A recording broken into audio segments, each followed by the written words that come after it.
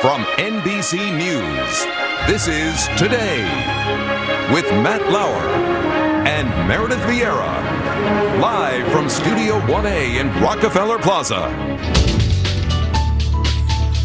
Back at 8:20 this morning on Today's Health, the dangers of combo pilling. More Magazine's March issue asked the question, when it comes to weight loss, are two drugs better than one? Here's NBC's chief medical editor, Dr. Nancy Snyderman, with one woman's story of double-teaming weight loss medications.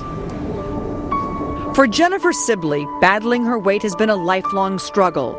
In the 1990s, she tried using the prescription drug combination of fenfluramine and phentermine, better known as fen-phen. I absolutely loved it. It was, not only did I lose weight, but it just made you feel really good. It was like a mood enhancer. But in 1997, fenfluramine was taken off the market when studies revealed it was associated with an increased risk of heart disease. I was pretty devastated, just like everyone else that had had success on that drug. And ever since then, I've been kind of looking for the next fen-phen. Last year, after years of experiencing discomfort in her hand, her family doctor gave her a prescription for Topamax, an anticonvulsant drug used to treat seizures. As soon as I got home, I looked up information on Topamax and saw that people were combining it with phentermine and having success. So I just jumped right in there and I comboed those drugs. Jennifer bought the prescription drug phentermine online, and without telling her doctor or following the drug company's guidelines, she started using it in conjunction with Topamax in hopes of jump-starting her weight loss. I was never concerned about mixing the drugs. I think sometimes when you really want to lose the weight, you're willing to do just about anything. But Jennifer was experiencing some side effects. I just couldn't follow conversations. I would get in my car and start driving and not remember where I was going. It was very frustrating, but at the same time I was losing weight, so I didn't want to stop. The drug combination was taking a toll. During a phone interview for a potential job, she knew she had reached her breaking point. He just asked me the standard interview questions. I would just stutter, or there would just be really long pauses. And at one point he said, would you like me to come back to that question?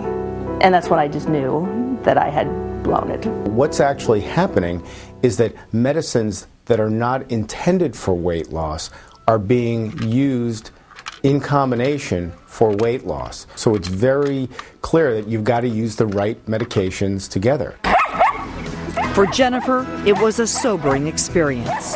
That was my aha moment, and said, you're going to be 50 years old, you need to stop doing this stuff. That's what convinced me that perhaps I shouldn't be on these medications.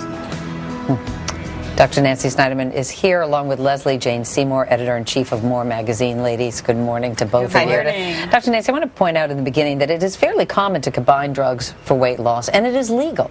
It is legal. It doesn't necessarily mean that it's smart, and frankly, it's a lot higher than I had really thought about. But if you look at just a drug like Topamax, the weight loss is a side effect that they found during clinical trials. It's not what it was intended for. So if you take something as strong as an anti-seizure medication, hoping you get the side effect to help you lose weight, it's not at all what the manufacturers have. So if doctors are prescribing it this way, that really bothers me. That was the scary part, that we found it was 65% of bariatric doctors who were, prescribed for weight loss, 65% are telling their patients this is okay. And if you get it from your doctor, why would you think that it would be a problem? Exactly. Why not do it? And then buying the other drugs online, buyer beware. Yeah, and you make that point in the article, actually. You say never buy drugs online without talking to a physician first. Getting, and you don't know what you're doing. I mean, one of the things I think what's happened, and it's funny because we teach women to be their own doctor. They're the doctor for their family. We question what the doctor gives us. Maybe this has gone too far.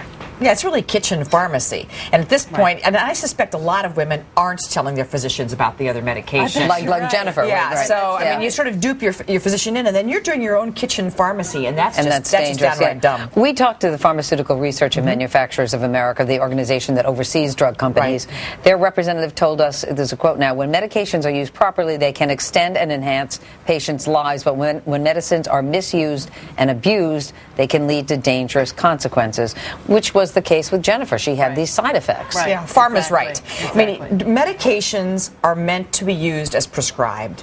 And yes, you can use things off-label. Look, we now use aspirin to prevent colon cancer and heart disease. It was once upon a time just for headaches. But just because it's legal and just because you can use it offline doesn't mean that it's smart. We have become a pill-addicted society. Why is there only one pill on the market right now that's FDA approved for Because obesity the safety treatment? of these medications hasn't been so great. I think the FDA is extraordinarily cautious. I think it's better that they're being cautious, actually, but you do have to make sure you're not overriding the FDA in your own kitchen. That's what happens. Yeah, push yourself away from the table. Go out for a walk. Pills are Skip last the pills. choice. All right, Dr. Nancy Snyderman, thank you so much. Lesley Jane Seymour as well, thank you. And just ahead, Avril Lavigne live in concert. That's after your local news. And check out the weather.